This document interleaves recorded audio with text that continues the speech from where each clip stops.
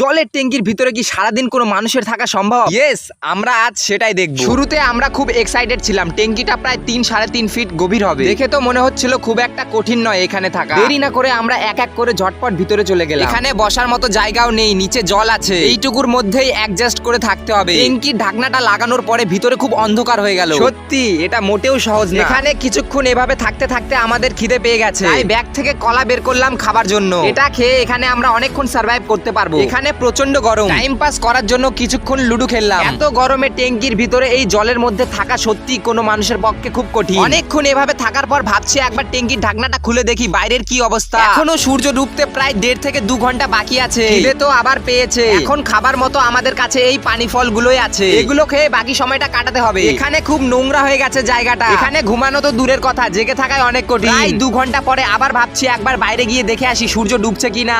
উপস, finally সূর্য ডুবে গেছে।